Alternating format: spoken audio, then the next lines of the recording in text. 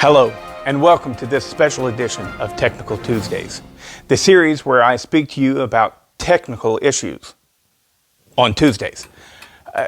Even though, as you are watching this, it could very well be any day of the week. Anyways, on today's special episode, we take an in-depth look at whistles. Wait, no, that's not quite right. On today's episode, we take an in-depth look at turbos and why adapting them to chainsaws is nearly impossible. Yeah, everybody likes the pop and whiz of a turbo. And as you sit there wondering, why is a channel about chainsaws doing an episode about turbos? Well, imagine how great it would be if you could buy a chainsaw with a turbo. A real turbo, not the marketing hoo-ha that came on some of the Johnson Red models. Those aren't real turbos. But seriously, if you could do it, just imagine the screaming demon that you'd hold in your hands. So why isn't it done? Well, that's what I'm going to be talking about and why it is so difficult, one could say impossible, to turbo a two-stroke engine. First up, I gotta say, I am not doing this video to copy anyone or to crush anyone's hopes and dreams. The idea of a turboed chainsaw is a hot topic right now, and I am doing this video to hopefully explain why it's so heavily debated. If you want to try and put a turbo on a chainsaw, I'm on your side, man. I'd love to see that shit happen. And I'm rooting for you all the way. You go get 'em, son. If you've already done it, know that I, just like thousands of other critical thinkers, are skeptical, and we'd like to see measurable results. Measurable results is a big problem with engine builders, and it has been ever since the beginning of building engines. Some people like to blow a lot of smoke directly up one's unassuming asshole.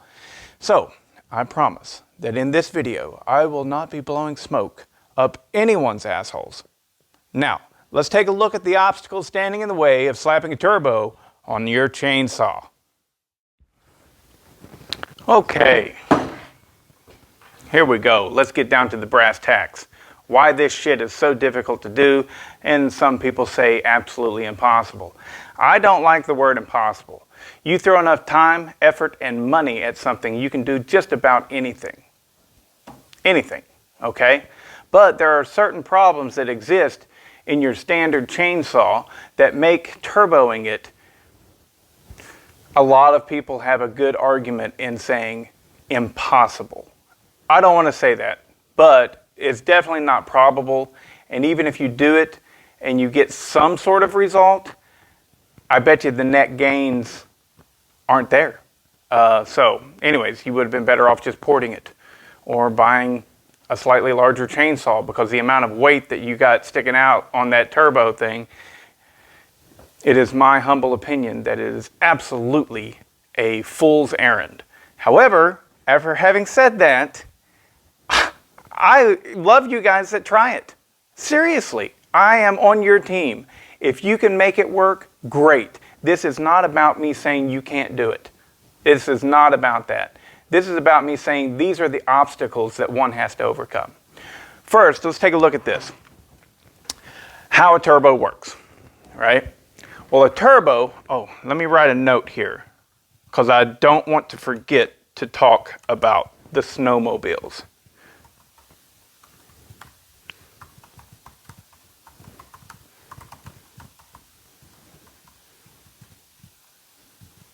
All right. First up, how does a turbo work? Well, a turbo is basically it's two impellers. You have one impeller that it's in a casing, right? And it gets turned by exhaust fumes. As exhaust is expelled out of the exhaust port of your engine, that spins a turbo, right? Just like this. That right there is an impeller that's being spun as I blow through it. Well, if you take that impeller and you run a shaft to another impeller, right? And the vanes are the vanes of the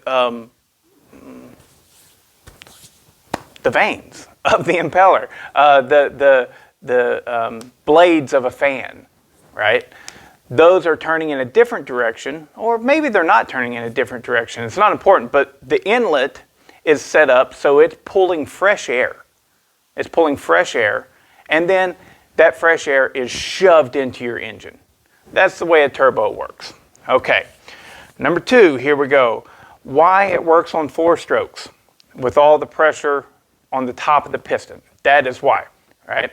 4 strokes have the intake and the exhaust at the top of the piston, right? So everything is happening on top. Now with a chainsaw, it's very easy to get these things up to 175 psi of compression, right? Some people get them even higher.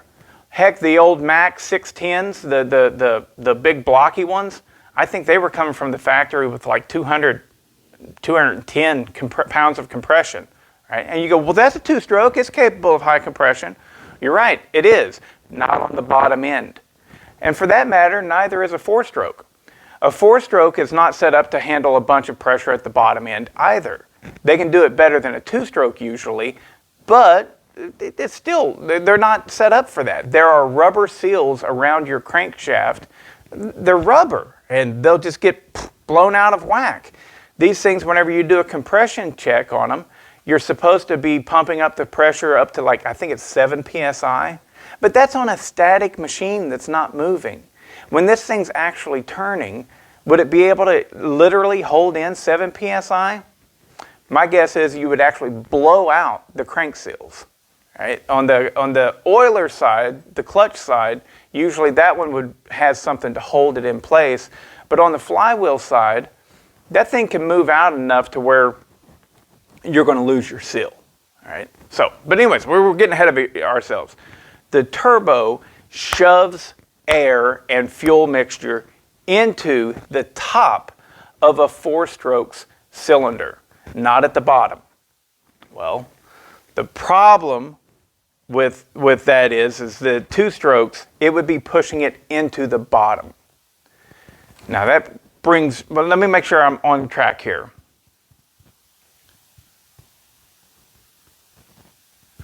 Yeah, all right. So a 2-stroke, with the 4-stroke, it's fine. You can shove pressure in the top, and then it'll shove it out. A 4-stroke will push and pull. A 2-stroke works on the principle of balance and flow. If either one of those things gets out of whack, such as you raise your exhaust roof too high or your intake floor too low, any of those types of things, if those things get out of whack, you lose your balance and it won't flow properly. Well, if you go and you add in a turbo that's going to start shoving, pushing fuel and air mixture in there, it's going to mess up that flow. But more importantly than messing up the flow, because you're thinking, well, it doesn't matter, you're forcing it, right? Well, the big problem is if you build up crankcase pressure, that piston is not going to want to come down. There's pressure pushing on it to hold it up. And if you got pressure pushing on it to hold it up, it's got to overcome that before it can open up the transfer ports and that pressure is released. So your balance is just fucked if you were to put a turbo on this thing. Okay, now what? All right, so yeah, if it was pressurized, it would screw up your balance, right? It would have a hard time. It'd be fighting the piston coming down for you. It'd be fighting that. It would screw up your overall flow. And then if the bottom was pressurized, you would blow out your main seals. So right off the bat there, we've got 2 really, really, really hard to overcome problems. Blowing out the crank seals can be overcome by going, well, you'll just run it at a really low PSI. Okay, so you're not getting much power boost from it then. I understand that. 4 strokes, typically like a stock, if you bought something with a turbo, I think they typically run about 14 PSI of boost. But, people crank that stuff up and, I've heard of 20 to 30 pounds of boost in 4-stroke engines. You would never be able to do that with this, not even close. Like 4 pounds of boost, I think would be very questionable, and you would remove all reliability. It would only be good as like a race saw, one run, and then change it out, put new main seals in it or something. I don't know. It would suck. It would suck. But you could get around that possibly by developing, machining brand new seals or caps to go over those seals to keep them from blowing out, to give them more rigidity. You could get over that. But the balance issue right here of that coming down as it's being pressurized from the bottom, that's going to be a hard one to get around. It's going to be very difficult to get around. And then last but not least is turbos run off of exhaust pressure. Well, because of two-stroke, the very principle of these things is that they work off of a nice flow. You aren't forcing any exhaust out. You're not forcing it out. It's deciding to flow that direction because that's the easiest way to flow. Well, look at it this way. A four-stroke would be a big burly man that's forcing its exhaust out like this. Two-stroke, I always like to comment that it's like a ballet. Well, a two-stroke trying to get a turbo to turn would be like a little ballerina going all right, to make my point there, right? They don't have exhaust pressure like a four-stroke is capable of. They don't have it. And now, could you get around that in some other fashion? Possibly. I know that John, with his channel, is called John's Custom Saws. He builds some cool stuff, and he's trying to build a turbo saw. And best of luck to you, man. I can't wait to see what you come up with. All right, this is not a video talking bad about anyone. I am not cool with that shit. No one's an idiot. We have different ideas, okay? So, anyways, what he's talking about doing is using nitrous to spool up the turbo. Yeah, you can definitely use a different substance. I don't exactly know why he would want to use nitrous, because if you're just using it to spool up a turbo, just use compressed air. But, you know, maybe he's got some alternative ideas, such as the nitrous will also go into the cylinder and you'll get a nitrous boosted, turbo boosted chainsaw. I don't know what he's got going on, and I wish him the very best of it. But if you're using a different substance to spin the turbo, it's no longer a turbo. Then it becomes a supercharger, right? It's like a Paxton supercharger. If you're not using the exhaust gases, then you are negating the very definition of a turbo, which that's fine. Okay, so you're making a supercharged chainsaw. That's okay. The other issues still exist, and they are still real.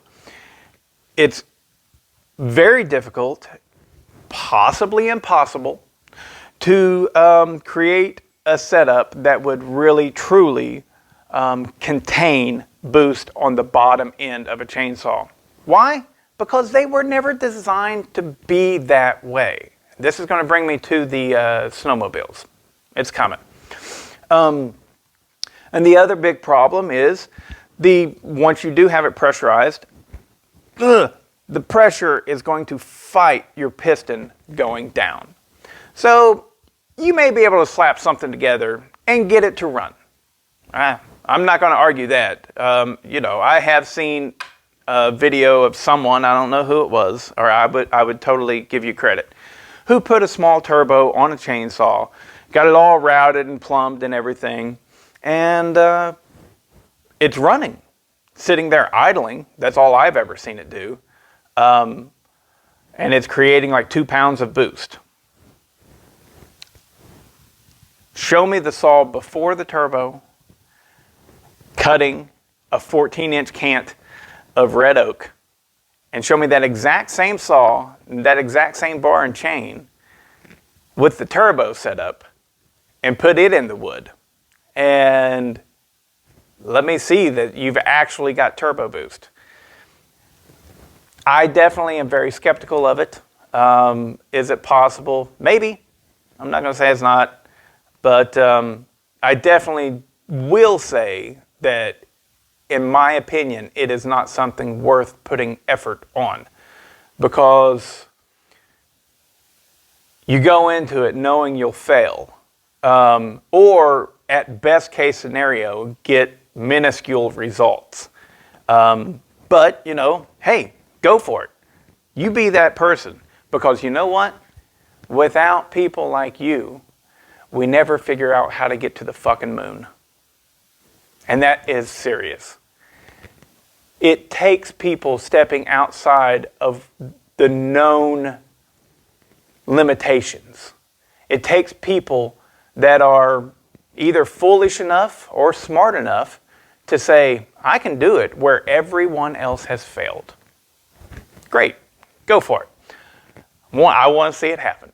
Now, about the snowmobiles. A lot of people like to talk and bring up the turboed 2-stroke snowmobiles. I think that Polaris is the only one that has the 2-stroke snowmobile. I could be completely wrong. I am not a snowmobile guy. I know that Yamaha and Arctic Cat worked together to create a 4-stroke snowmobile that was turboed. But we're talking about the specific turbo that is from on a 2-stroke engine for a snowmobile. There are other people that have done it with regular snowmobiles and everything. I've seen stuff. I don't exactly know how they're doing it. One thing I do know is they've got a lot more room to work inside the hood of a snowmobile than we have with a little chainsaw. I also know that the added 30 pounds that you're going to put on this thing, or 20, you know, be realistic, you know, 15 or 20 pounds. You know, you got the whole weight of another saw on it. It's not a feasible idea to me, nor is it a worthwhile idea to me. So, but there are people that have managed to figure out some things with snowmobiles. And if you're interested in that, look it up. I have no interest in snowmobiles. But besides that, I couldn't find a single video that explained how it was happening. I did read an article on the Polaris. And what I believe that they were doing, 2 things. Right? They did 2 things. One, they had an external power source of some sort turning the turbo. I could be wrong about that, but I don't think that I am. What they were doing was they were using an electric motor to power the turbo, which again, it's no longer a turbo at that point. It is a supercharger. But doesn't matter. Supercharging a 2-stroke. The other thing that they did was it produced a constant pressure. Now, that's the big deal. Whenever the engine would raise in RPMs, it didn't matter. You still had I think it was running off of like 4 PSI, maybe 7 PSI of boost, right? So you had a constant pressure, which means it is a very known variable, and they made that engine, they designed that engine to operate in those parameters, okay? From the factory, it was built to run in those parameters. And there is a huge difference between that snowmobile and these chainsaws. These chainsaws were never designed to run within any parameters of getting positive pressure in their crankcase, no matter what it is. So, this probably didn't answer any questions for anybody. I don't know, maybe it did. Maybe there's somebody out there that's going, well, why can't you put a turbo on a two-stroke? Well, you've got three main reasons. Number one, your exhaust isn't going to be able to blow the whistle. Not enough pressure there. If it gets it to turn at all, you're going to have tiny, tiny boost, and it's just going to negate all of the other shit that you got going on. Like, you'll lose power from your engine because you were trying so hard to spool up the turbo.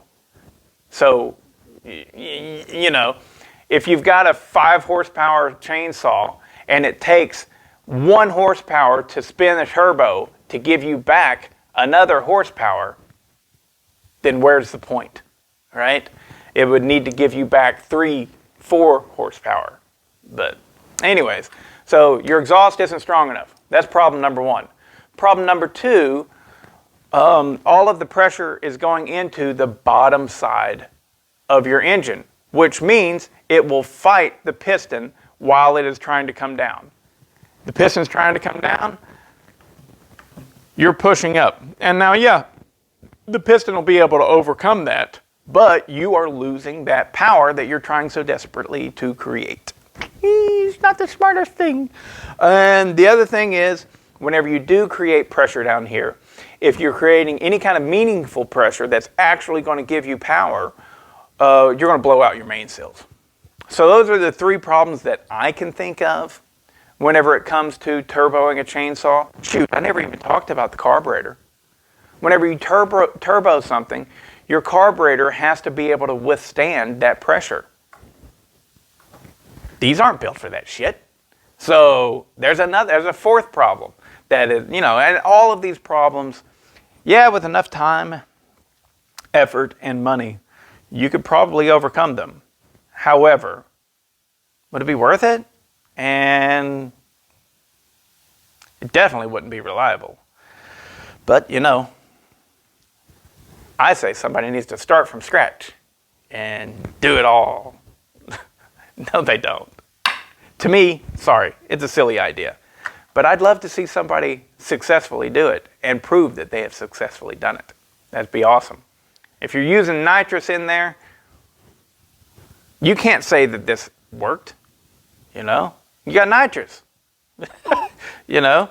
Then it's nitrous saw, which that's impressive, you know? I like that. But I'm looking forward to seeing what anybody out there does. And I'm also looking forward to hearing all of you subscribers and non-subscribers tell me that I'm right or tell me I'm an idiot. Some of y'all can get really nice and rude. That's always fun. Take care, guys. I hope you liked the video.